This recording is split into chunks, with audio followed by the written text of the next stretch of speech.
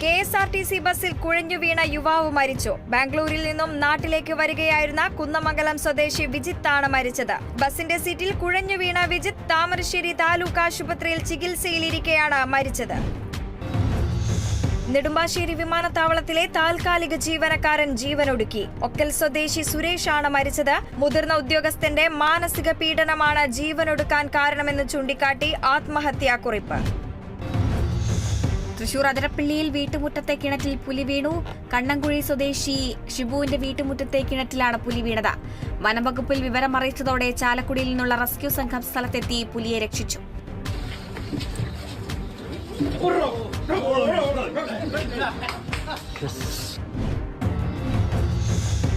മലപ്പുറം കരിപ്പോൾ മസ്ദർ അസ ആദ ദർസ് സ്നേഹാദരവ് സംഘടിപ്പിച്ചു. ദർസിന്റെ 10ാം വാർഷികത്തോടനുബന്ധിച്ച് നടന്ന ചടങ്ങിൽ തൗഫീഖ് സഖാഫി ഷൊർണൂരിനെ ആദരിച്ചു. സയ്യിദ് മഹറൂഫ് ജിഫ്രി തങ്ങൾ കല്ലടിക്കോടിന്റെ നേതൃത്വത്തിൽ ഇശൽ പരിപാടിയും സംഘടിപ്പിച്ചു. തൃശൂർ റെയിൽവേ സ്റ്റേഷന് സമീപം വന്ദേ ഭാരത് എക്സ്പ്രസിന് നേരെ കല്ലേറ്. കല്ലെറിഞ്ഞയാളെ പിടികൂടി. പിടിയിലായ ആൾക്ക് മാനസികാസ്വാസ്ഥ്യമുള്ളതായി സൂചന. കല്ലേറിൽ 2 കോച്ചുകളുടെ ചില്ലുകളും പൊട്ടി. കൊല്ലം തൃക്കോവിൽ വട്ടം പഞ്ചായത്തിൽ മോഷണം തുടർക്കഥയാകുന്നു. ജൽജീവൻ പദ്ധതിയിൽ വീടുകളിൽ സ്ഥാപിച്ച വാട്ടർ മീറ്ററുകൾ മോഷണം പോകുന്നു. പ്രദേശത്ത് സാമൂഹ്യ വിരുദ്ധരുടെ ശല്യം രൂക്ഷം. പരസ്യ മദ്യപാനവും മയക്കുമരുന്ന് ഉപയോഗവും വിൽപ്പനയും വർദ്ധിച്ചതായി നാട്ടുകാർ. നൈറ്റ് പട്രോളിംഗ് ശക്തമാക്കണമെന്നും പ്രദേശവാസികൾ. കൊല്ലത്ത് 13 വയസ്സുകാരനായ മകനെ ക്രൂരമായി മർദ്ദിച്ച പിതാവ് അറസ്റ്റിൽ. പിടിയിലായത് കരുനാഗപ്പള്ളി സ്വദേശി ജലാലുദ്ദീൻ കുഞ്ഞ്. ഇയാളെ അനുസരിച്ചില്ലെന്ന് പറഞ്ഞാണ് മകനെ ജനൽ കമ്പിയിൽ കെട്ടിയിട്ട് കേബിൾ കൊണ്ട് മർദ്ദിച്ചത്. കരുനാഗപ്പള്ളി പോലീസ് കേസെടുത്തു.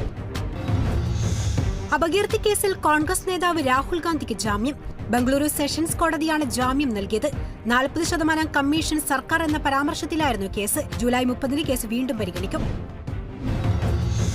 24 ന്യൂസ് അതിരപ്പള്ളി പ്രാദേശിക ലേഖകൻ റോബിൻ ലാലിന് ജാമ്യം. ഹൈക്കോടതിയാണ് ജാമ്യം അനുവദിച്ചത്. വനപാലകരെ ആക്രമിച്ചെന്ന പരാതിയിലാണ് റോബിൻ ലാലിനെ അറസ്റ്റ് ചെയ്തിരുന്നത്. അന്താരാഷ്ട്ര ബഹിരാകാശ നിലയത്തേക്ക് യാത്രികരെയും വഹിച്ചുകൊണ്ടുള്ള ആദ്യ യാത്ര വിജയകരമായി പൂർത്തിയാക്കി ബോയിങ്ങിന്റെ സ്റ്റാർലൈനർ പേടകം. യാത്രക്കാരായ സുനിത വില്യംസും ബുച്ച് വിൽമോറും സുരക്ഷിതമായി അന്താരാഷ്ട്ര ബഹിരാകാശ നിലയത്തിനുള്ളിൽ പ്രവേശിച്ചു. രാസലഹരിയുമായി നഴ്സിംഗ് വിദ്യാർത്ഥി ആലപ്പുഴയിൽ പിടിയിൽ. സൗത്ത് ആര്യാട് സ്വദേശി അനന്തകൃഷ്ണനാണ് പിടിയിലായത്. 6 ഗ്രാം MDMA പിടിച്ചെടുത്തു. ഒരാഴ്ചക്കിടെ 2ാം തവണയാണ് നഴ്സിംഗ് വിദ്യാർത്ഥി പിടിയിലാകുന്നത്. ഇരുചക്രവാഹനവും സ്വകാര്യ ബസും കൂട്ടിയിടിച്ച് 19-കാരന് ദാരുണാന്ത്യം. 10 മണിയോടെ പൂവത്തൂർ പറപ്പൂർ റോഡിലാണ് അപകടം. പൂവത്തൂർ സ്വദേശി സാഫറാണ് മരിച്ചത്. തിരുവനന്തപുരം പൂന്തുറയിൽ തിരയിൽപ്പെട്ട് വള്ളം മറിഞ്ഞ അപകടം.